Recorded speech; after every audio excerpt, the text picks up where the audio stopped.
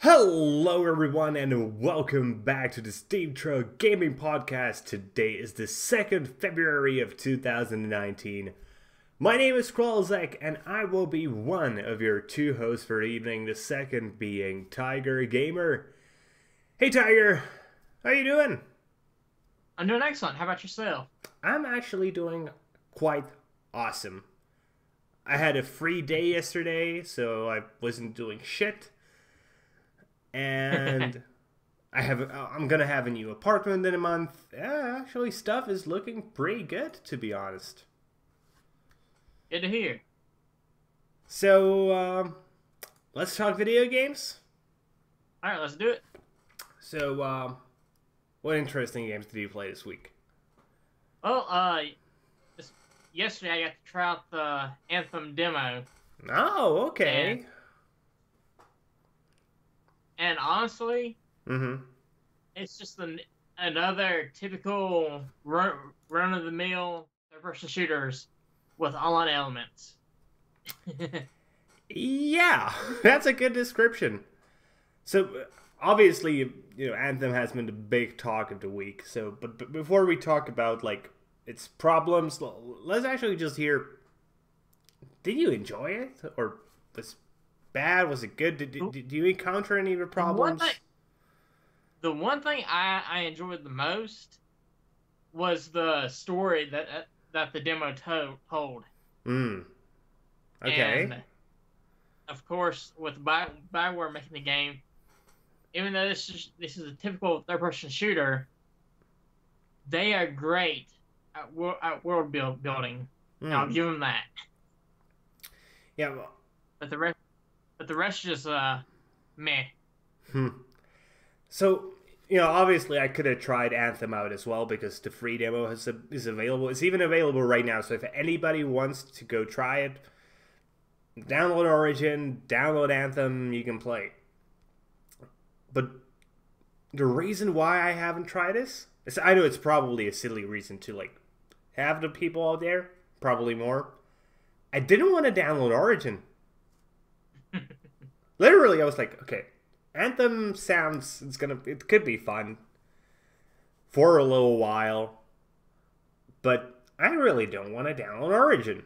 I haven't, like, it took me a lot of work, but I've managed to not download Origin since I had this computer for 2 years. Pretty much. And I haven't downloaded Origin. I'm really proud of myself that I haven't had to download that. Because I just despise EA. Hey, I do too. I try and give them the benefit of the doubt each time, but they keep on screwing up. Yeah, every single time. It's... When did it even start? Like, they're just bullshitting times. Honestly, I think it started with the Star Wars online game. That was really the tipping point for me. And there it wasn't like them being shitty. It was just a bad game. But since then, they've just been shitty all over the place. But it's sort of sad. I still remember the glory days of EA when they just made great game after great game after great game. Yeah. But Anthem obviously had a lot of problems right now during launch, during beta launch. Did you get to experience any of them? Experience what again? Any of the problems? So far, no, I did not. But of course, it's just a small slice of the game, and it's a demo, so. Well, I mean many of the technical issues that have been plaguing the demo, you know, the infinite load screen, people not getting inside, etc., etc.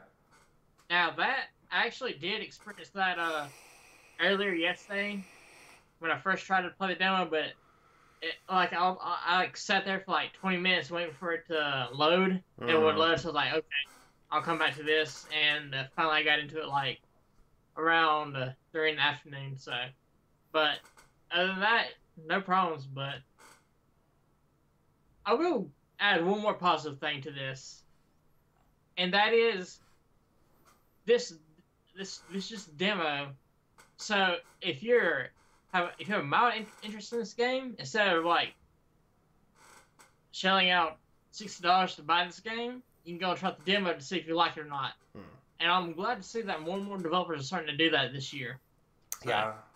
Yeah, but demo versions, they were just a staple back in the day. I remember buying magazines, and it was like, a DVD, you get like one usually pretty old, average game, sometimes a good game, but then a bunch of demos, and you could try the games out. And on PC, you're sort of not limited to that these days, because you can try, at least on Steam, any game for 2 hours, and if you just don't like it, you just return it. Yeah. But, yeah, I do miss those, and especially for AAA games. It shouldn't be that big of a deal just to take either one level out of the game, or just like make a special level that would showcase the game. And I know demos were made to showcase the game in a positive light, but it at least gave you an idea whether it was for you. Yeah, and not to mention, I remember, I think it was like back like in 2010 when Sony released their PlayStation Plus service. I remember one of the features that they had for the service was if you buy a game digitally on the PS Store, and it's like back when digital buying games off the store was still kind of new. Yeah. And I remember they had a feature where you can like play the game for like an hour. You like download like a trial version, and if you like the game, you can actually go and buy the full version while still keeping on your save progress. So it's not like sort of the option isn't already there, at least on the PS4. Yeah. It's just, man, why isn't it? Yeah, really. Sort of industry standards sort of sucks. Yeah. But back to Anthem. So you said you liked the story. How was the combat part? Because that's obviously going to be the bread and butter of the game. Well, and like I said, it's just your normal third-person shooter combat with some with your suit. Like you actually get like a suit called a javelin, which allows you to like fly around the area and all that. Which I find that to be pretty cool, but for the most part, it's just your typical third-person shooter. That it's a good third-person shooter, but it's just that a good third-person shooter. So for me personally, the biggest problem with Anthem is that it's an MMO that isn't an MMO. Yeah, I can see that. It's a first-person shooter set in an open world that's based around doing quests to level up, going to dungeons to get gear, and eventually doing raids to get even better gear. Yeah. That's an MMO. Pretty much, to me, it's like a combination of The Division, Destiny, and Warframe all put together. But my problem is, if I want to play an MMO, I want to play an MMO. Not a game where you play with 4 people. Not a game where you don't have a guild that has hundreds of members. A game where you can't go to a central hub or just randomly meet people in the world and maybe make new friends. If I want to play an MMO, I'm going to play an MMO. Yep. And honestly, if Anthem was an MMO, that would be fucking amazing.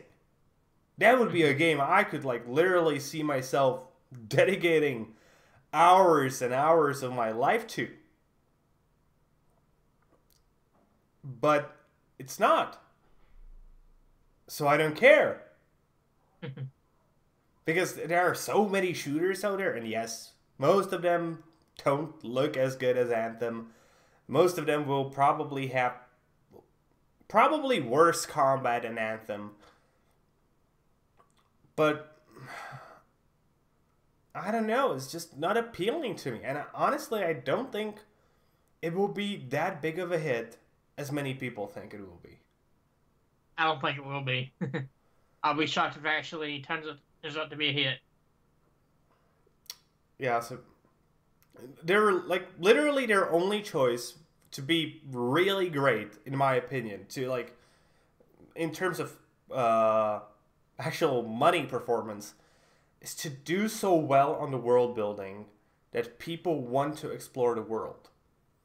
Yeah. Yeah, shoot. Honestly, if this game was not a $6 game and it was a little bit cheaper, I probably would actually give this game a try because just the small tidbits of story that I got out of the demo seemed really interesting. But other than that, So I actually read somewhere this week, I think it was on Game Rant, that Anthem was originally planned, or it was at least considered, for free to play. Huh. Which I honestly think should have been the choice here. Oh, yeah. Yeah. Let me actually try to find the article. Free to play. Yeah. So, in early development, it was actually considered to be free to play. And then I think the game would have done really well because pretty much it would be the only competitor, a true competitor for Warframe. Yeah. And that's pretty much the crowd that Anthem is targeting, is the people who play Warframe, maybe The Division, Destiny, I would say. But, and then obviously the mainstream market with the amount of marketing that has been put into Anthem. Yeah, yeah. But yeah, I think the fact that it's launching as a $60 game with sort of a mixed crowd looking into it, because, you know, MMOs, for MMO people, it will not be hardcore enough, and it will lack the social features. For the mainstream guys, it will be too grindy. And then you have the people in the between who like MMOs but don't care about social features, but they like to grind. But I personally think that's actually a pretty small subset of the market to be targeting your game at. And if it was a free-to-play game, then people could have had this as like their sort of side game where they... sorry. Where they, you know, maybe they play like half an hour a day. Maybe even not that. But they occasionally buy a new cool javelin because it just looks fucking amazing or something like that. But yeah. the way it is positioned at the market, man, it's gonna have a hard time, I think. Yeah, I agree. So from your demo experience, would you recommend Anthem? If you like these types of games, I'd say go for it. If you're not a big multiplayer guy or shooter guy, I'd say don't. If you're like me, don't give this game a try. Well, you can if you want to play the demo. Go for it and decide. You can decide just for yourself. Okay. So, moving on, let's talk about a game I played.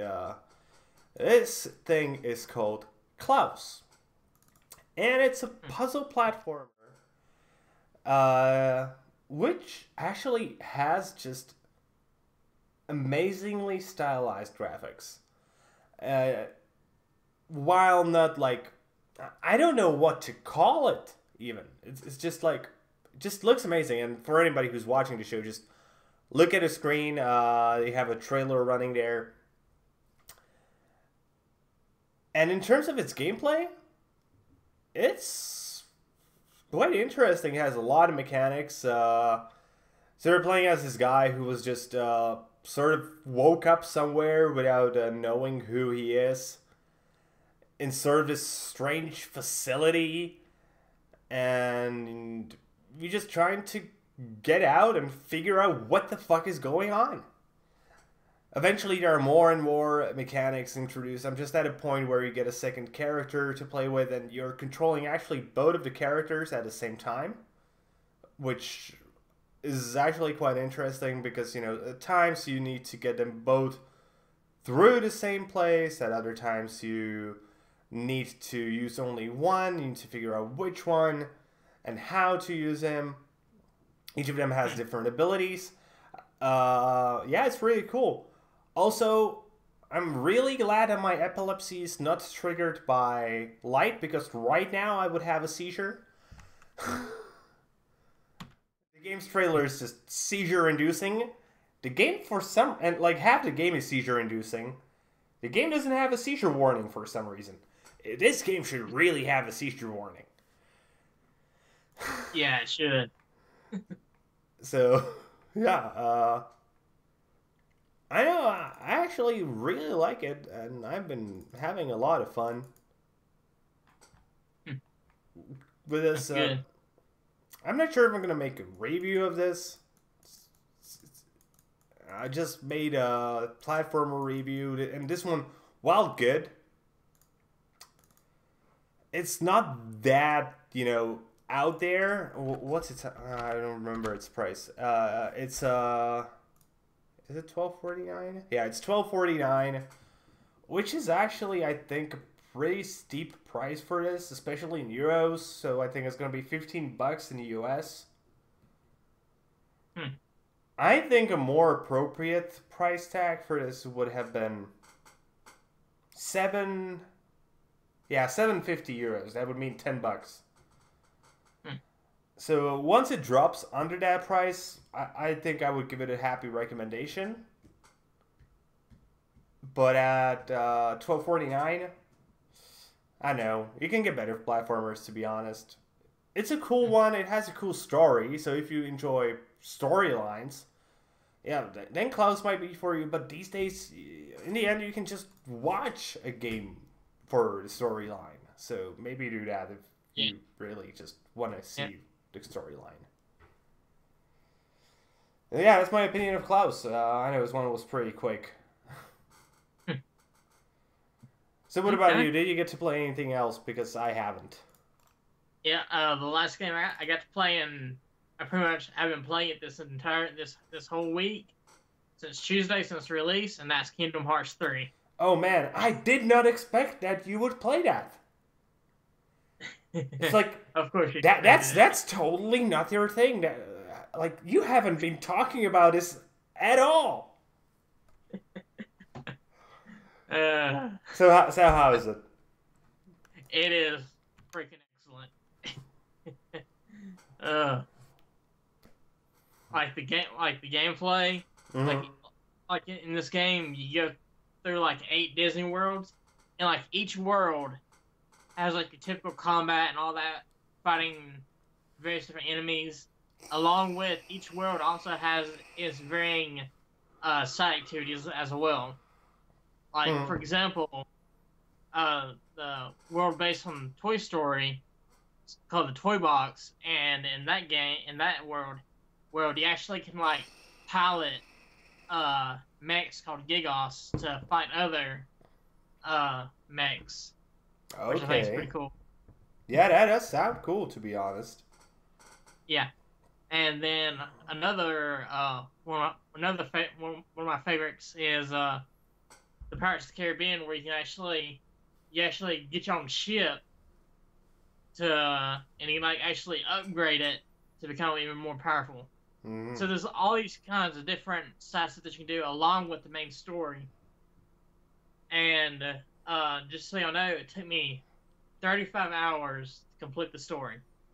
Oh, that's a good time, yeah. Yeah. And I completed it like 4 sittings. So, what about the Frozen world? What about it? How is it? Because that's obviously has to be sort of weird for, you know, that's not really a story most guys would enjoy, I think. The Frozen story in general. So how is it? Oh, honestly, I've not seen the movie, but after playing through this world, I should also mention, before I get to the front, to your question, 3 of the worlds are based off of their respecting movies, while the other 5 actually had their own stories in them. So like Frozen, Pirates, and what's the other one? Oh yeah, Tangled. Mm-hmm. Those 3 worlds are based off of their movies, whereas the rest are not. Interesting. And the Frozen world, you know, for what it is, yeah, it's good. One thing I can actually really admire is how far graphics have come to where pretty much the game and the scenes in the game are pretty much indistinguishable from the movie, just about. Yeah, that's a fair point. And yeah, Kingdom Hearts. You know, there was a reason why I knew this game wasn't bad. It's because I haven't heard any outrage on the internet about it. Yeah, it's a great game. It's also in terms of like the story and all that. It is both convoluted and stupid, but that's part of the charm of it. But yeah, it's really fun to play. In fact, I'm still playing it now, and I'm like 47 hours in, so I'm trying to get the platinum trophy on it.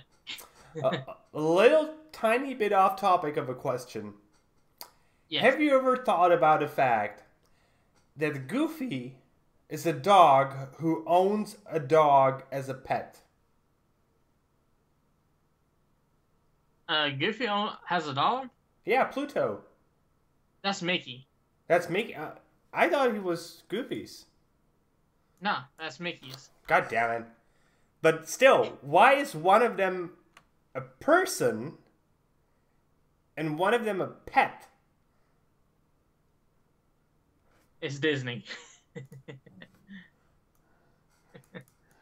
It's just, you know, sort of weird. Yeah, it is. But also, another thing I like is like some of the other worlds that have their own stories are actually canon to their series as well. So, which I think is pretty cool too. Oh, that's actually really cool, yeah. Yeah. So, let me guess. You're not recommending Kingdom Hearts to anyone. It's just an awful game and nobody ever should buy it. Okay. Now, there's a double-edged sword here, and that is, if you love story in games, and this would be your first Kingdom Hearts game, I would say, if you're really interested in Kingdom Hearts 3, go back and try to play a few of the other games so you can get what's going on. Because even though they do try to explain some of the big stuff that's going on in Kingdom Hearts 3, it still does not do a good enough job, whereas if you go and play the other games yourself. So, if you're a big story buff and you're interested in this game, I would say hold off on it. But if you don't care about the story, and you just want to enjoy the gameplay, I would say definitely go for it. There's also a third option here. They're actually, like right now, I'm just, I'm here at a trailer page on YouTube. The first video that's like recommended for me is the complete story of Kingdom Hearts. So just you can do that. Watch that if you're lazy. Yeah, you can do that too. But yeah, and not to mention, Kingdom Hearts 3 is $60. But if you buy the game digitally on the PS4, you can actually get all the Kingdom Hearts games for $100. So there's that too. But yeah, I freaking love this game. In fact, I'm actually definitely gonna I'm actually writing up a review of it right now. So Oh, cool. I can't wait to yeah, watch that. Okay, and that's it for the games, I think. yeah, it is. So let's move on to the news. Yes. And we actually have a bunch of Nintendo Switch news, so let's actually start with those. And let's start with a rumor. So, a Japanese media outlet known as Nikkei has made a little bit of a rumor saying that a smaller version of the Nintendo Switch will be releasing in 2019. Hmm. Which is actually not the first time we have heard rumors like this. Yeah, really. But the piece of news we're going to talk about after this rumor actually, in my eyes, makes it a bit more credible. But first, the rumor says that obviously it's going to be smaller, but it's going to retain its current hardware and its portable nature. And then obviously it's going to be available at a lower price. That it should lose the Joy-Cons, which I think sounds idiotic. And obviously the Yeah. dock, which I actually think sounds pretty fair. Though I do wish it will retain some form of connectivity to a TV, maybe in form Yeah, of an really. HDMI cable, or like Yeah. at Yeah. least a USB 3 cable that can be used with an adapter or something. Yeah. Yeah, because honestly, Mm-hmm. if they if if they if this thing does come out and it does not include the Joy Cons, the detachable Joy Cons, then yeah, this thing will not have an HDMI cable. But if it does have detachable Joy Cons and you want to play with somebody on the go, Mm-hmm. it's a lot better if you can actually play it to a freaking TV, because playing that on the small screen with with a group of people sucks. Yeah. If I'm being quite honest. So Yeah, I really think this one is more aimed at people who want to plan to go. So, and it's not really aimed at, let's call it social gaming, more just people, who actually at this point maybe have like a 3DS. Because let's face it, the yeah, 3DS at this point is pretty much dead. Not yeah, that really. there aren't games being released for it, but not that many, and the sales of it have diminished quite a lot. So, Hmm. so a Switch Mini, let's call it, would actually make a ton of sense, I think. And the second piece of news we have about the Switch actually, in my eyes again, makes this piece of news very credible. So apparently Nintendo, in its latest financial briefing, decreased its forecast for the sales of the Switch. Hmm. Which, after 2018, where it just sold amazingly, sounds really weird. Yeah. So, apparently, they decreased the amount of predicted sales from 20 million units to just 17 million units. And man, that's actually a pretty big drop. That's, how much? That's 15%. And my conclusion, in combination with a rumor, is that they are actually planning to release a smaller version. Maybe they didn't know if it's going to be making it for 2019. But because they're planning to release that, they're expecting the Switch to sell less, because part of the consumer base that would have bought a Switch will be instead buying the Switch Mini. That's just my assumption. How Could be. ridiculous does that sound? Honestly, that actually does not sound too far fetched if these rumors turn out to be true. Hmm. So, would you personally go for a Switch Mini? Honestly, no, I would not. I actually might, especially if it has at least an option to connect to a TV. And if that was the case, I think it would make the perfect vacation console. Yeah, now that would be good because the Switch, yeah, it's portable, but you need like you need to have a carrying case for it to make sure it does not get broken. Whereas if they if the Switch Mini does come out and it's a lot smaller, Mm-hmm. you can still hook it up to the TV. That would be excellent. Yeah, you just throw it into your backpack or maybe even into your pocket if you have big pockets. And you just Yeah, put an HDMI cable into your backpack, and then you go to vacation. Most vacation places these days have a TV. You just yeah, connect it, and you're done. yeah. You can use the Switch Mini as the controller. Yeah, exactly, and that would just be amazing. But we'll have to see whether it's actually true or not. Yeah. And our last piece of news concerning the Nintendo Switch is actually another rumor, again coming from Nikkei.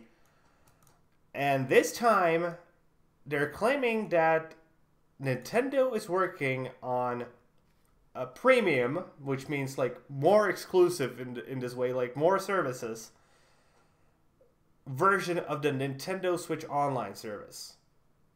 Hmm.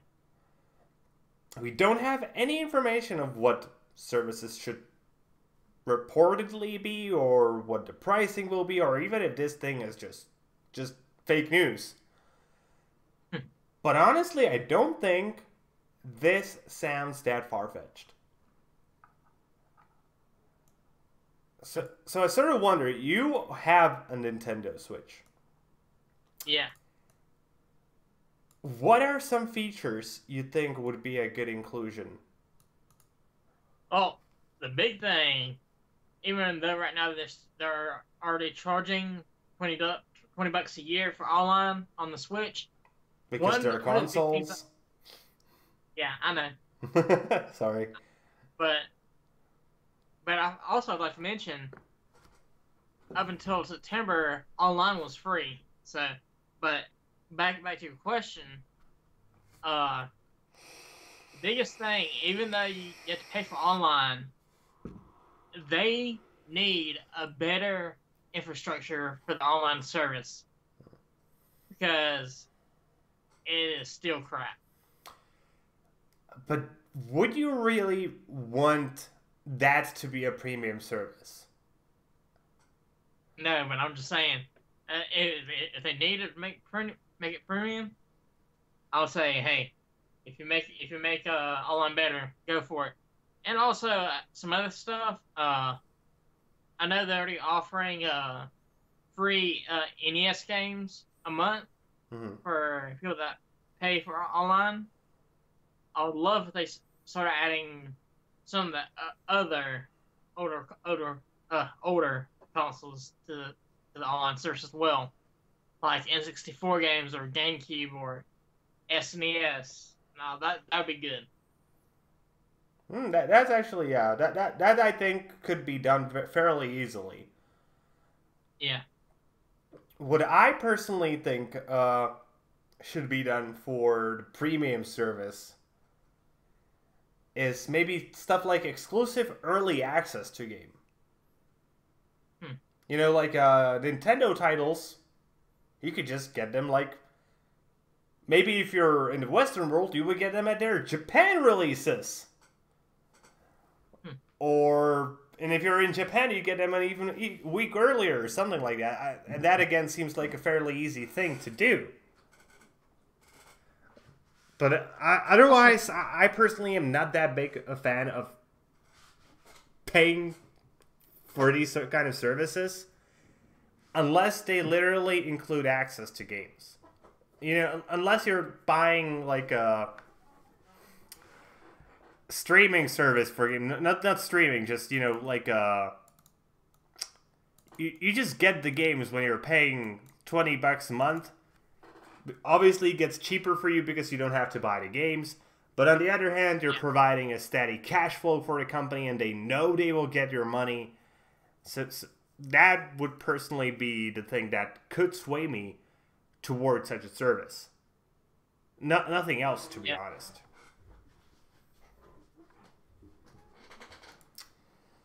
So that's it for the Nintendo news. Let's go to EA news. All right, let's do it.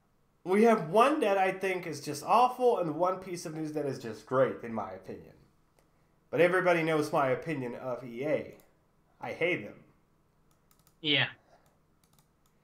So the first one, which I think is just awful, Electronic Arts recent reports, on their financial standings, because that's what they have to do around this time of year, shows that EA has made over 1 billion strictly from microtransactions from their free-to-play mobile sport games. Why? First of all, why would you play an EA game on mobile? They're not that good at games, and their business models are, let's call it not good.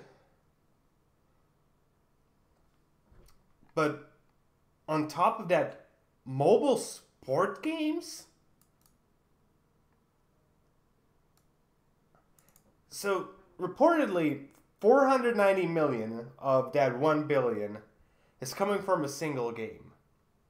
From Madden NFL on mobile. Second in earnings is FIFA, or actually multiple FIFA games, which have contributed 360 million.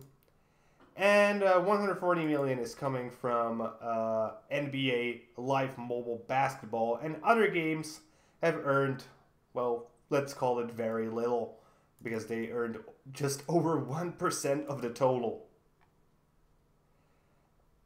But what really gets me is the fact that approximately half of the money is coming from a game that really cannot be popular anywhere else than in the United States.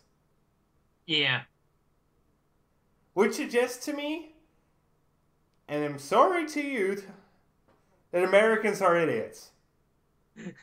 yeah, most of us are. And I'm not saying the rest of the world is smart, but, just compare Madden and FIFA. Who else than Americans will play a Madden mobile game? On the other hand, FIFA, a football game, will be played all around the world, because football is just globally so much more popular than American football. It's not even comparable. Yet, it made less money than the Madden franchise on mobile. It's just ridiculous to me. Overall, the United States contributed to 62% of the total sum. And the majority of that was spent on Madden and NBA. Again, an NBA will mostly be played by Americans, though basketball is obviously a popular game also in other countries, but still not as popular in the United States. But compare the 62%, 620 million coming in from the United States, and the second place, you have Japan with 57 million. That's more than 10 times less. You need to start sort of an education session in the United States telling people not to spend money on microtransactions, and especially not for EA. Honestly, the way I see it, dude, if people want to freaking go and give all their money to freaking EA, I would say go for it. I don't give a flying crap about EA anymore. The problem is you have to. They're just too big, and they still have influence over in the industry. whether you like it or not. And also, I also like to say, hey, it's not my money. It's their money. It's their life. They can do what the heck they want to with it. They want to bankrupt themselves playing a mobile game. I say go for it. You'll pay for it in the future. That's a fair point in the end. But I still wish you started an education center that would tell people not to buy EA shit.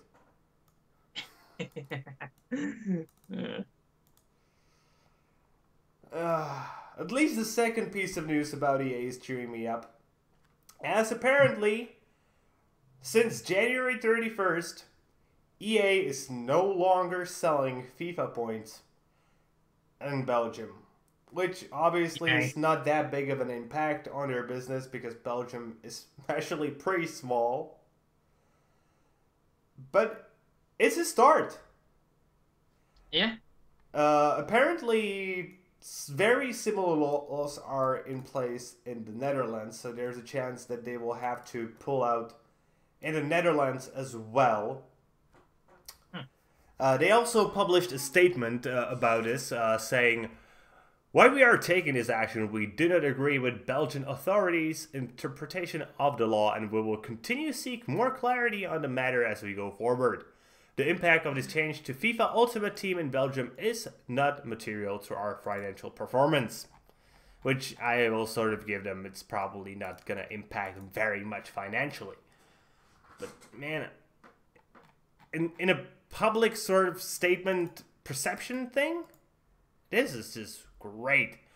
We're finally getting countries to actually acknowledge the fact that shady business practices are sadly pretty common in our industry.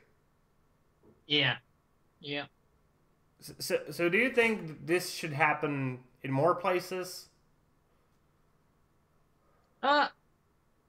Honestly, I would love to see the industry regulate itself, but unfortunately, that's not going to happen. And I hate that the various governments of the world have to step in to actually regulate this for us. So, well, sadly, that's the fact with any industry. You know, while capitalism has many great points, making sure people are ethical is not really one of them. Let's be honest about that. So that's for EA news, and let's move on to Wales, where a dragon is actually causing some hazard. And I would be like, what the fuck, is he high? No, I'm not. Sadly, I'm not.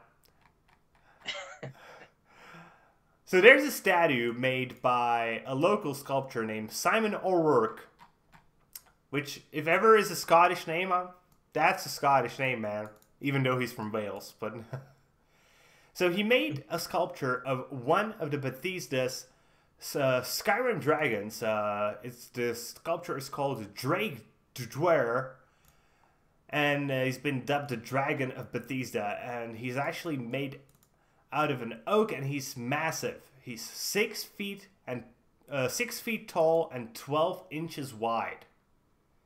I wish these numbers were in metric. But I do know that that's pretty big. That's like 2 meters, I think. Maybe 3 meters. So the wooden sculpture is actually on a rock near a road. And it's actually been causing some traffic problems. There's already been an accident. Because people are slowing down and stopping just in the middle of the road to take a look at it. Because people are dumb. So the local police and Bethesda actually issued a statement saying, "We, like everyone else, love Drake Dwyer, recently erected in the Bethesda area. However, we are concerned at the impact upon road safety and a result of the action of a number of motorists who slow down or in some cases stop to view the dragon. There has already been one accident and numerous near misses on this section of the road, which really does require a driver's full concentration. Please concentrate on the road ahead at all times, and if you want to view it, please find somewhere safe to park, not on the... Yeah. They literally put a not on the A5, which is the name of the road, and walk down the pavement. Please drive carefully. But the amazing part of this, I think it's a tweet, I'm gonna guess. They actually included a dragon tongue translation from Skyrim for this entire tweet. That's cool. That's amazing dedication, and let's actually take a look at a statue because it truly looks great. So you can see this is just some amazing craftsmanship. Man, I wish I could do stuff like this, but I'm just an idiot with my hands. So yeah, if you're in the area and you just want to go and look at a dragon, don't be an idiot. Park somewhere safe and walk. Maybe take a picture with it, put it onto whatever social media like. But please also include a statement that people do it safe. Yeah, really. Okay, and our last piece of news, and this one is hilarious. So, a man in France has been jailed after he stole a PS4 using a fruit scale. So, this guy who's named Adele, what he did... So, you know those little self-weight things for fruit and vegetables in grocery stores, right? Yes, I do. So what he did is he took a PS4 in the shop, weighted it on this scale as some probably random cheapo fruit or vegetable, just paid for it and walked out. Oh, man. Apparently he paid around $10 for it, €9. That's a good price for a PS4. Yeah, really. And I wonder though, was it a standard or a pro? Oh, I don't know. Here it just says PS4. Ah. But the fun thing is, he would have actually gotten away with it if it wasn't for those measly kids. No, he just was an idiot. He got too cocky. He wanted to do it again. So, the second day, he went in again. And, unfortunately for him, this time, security caught him. And, you know, the police came in and he was taken to jail on property theft charges. This is just hilarious, to be honest. Yeah, it's both. It's hilarious, stupid, and genius at the same time. Yes, exactly. It's like, how should I want a PS4, but I don't want to pay that much for it. Oh, I know. I will just pretend it's bananas. Nobody will notice it's not bananas. And nobody notices. It's just like, holy hell. Sometimes the world just amazes me. Like, completely. Yeah, same here. I mean, wow. Yeah, exactly. If he did not go back a second time, he could have actually walked away. He could have kept the $10 PS4. Yeah, and even if he didn't need it, if he didn't wanted it, he could have like flipped it for $80-$90. Actually, no. He could have actually flipped it for, if it was still sealed, he actually sell it brand new. And maybe just like take it. Yeah, that's true. You could just like taken $10 out of the price, and or maybe, you know, just to be a good guy, quote unquote, go for like $200. Yeah. Man. Sometimes I love people. They're just so dumb, That's hilarious. But yeah, they're dumb and smart at the same time. Yeah. Okay, so that's it for the news for this week. Let's move on to the next section. Let's talk about interesting games for next week. All right. So I actually have a game called Wand Wars Rise, which, full disclaimer, could be total trash. But maybe it won't. I'm really hoping it won't, because Wand Wars Rise is a roguelike magic adventure game. Which, honestly, I don't think we get enough of. I really love roguelike games, and games where you play as a magic caster that are roguelike, but from a first-person view. Those can be pretty amazing. But I'm really scared because this game seems to be made, at least from the looks of it, by not completely experienced people. But it does look pretty, and if done well, it could be amazing. So I think I'm going to give it a try. I hope it's good, but I'm afraid that it won't be that good, sadly. Okay, what about you? What do you have to recommend? Oh, by the way, Wand Wars is coming out on February 9th. No price. It has about 10 hours of gameplay to experience the world. So if it's more than $10, don't buy it.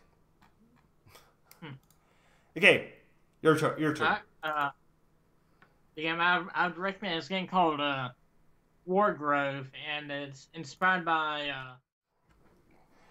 old Game Boy Advance games from the 2000s, and the game has an inspiration from Fire Emblem and a game called Advance Wars.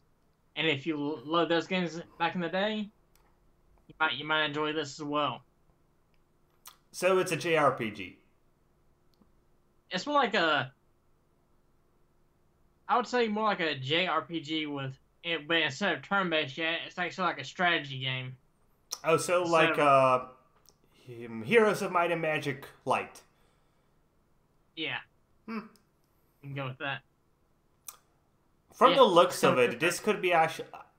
I would love to see this released on mobile, to be honest. Because then I would have a game to buy for my girlfriend. She actually loves Heroes of Might and Magic.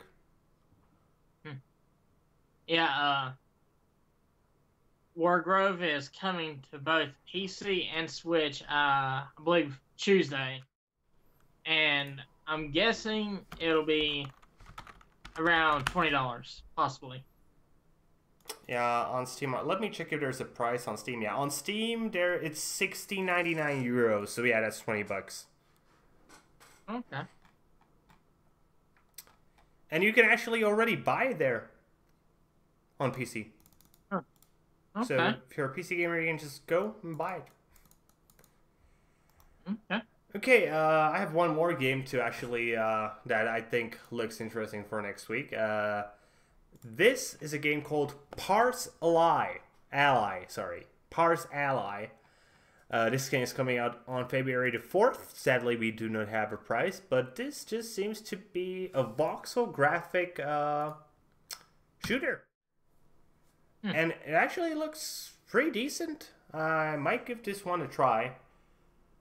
Voxel graphics are obviously not something that is that amazing. It's just been a thing since Minecraft. And shooters have been using them. But this one sort of looks like an attempt at combining really high fidelity graphics with voxel graphics. So it has great lighting.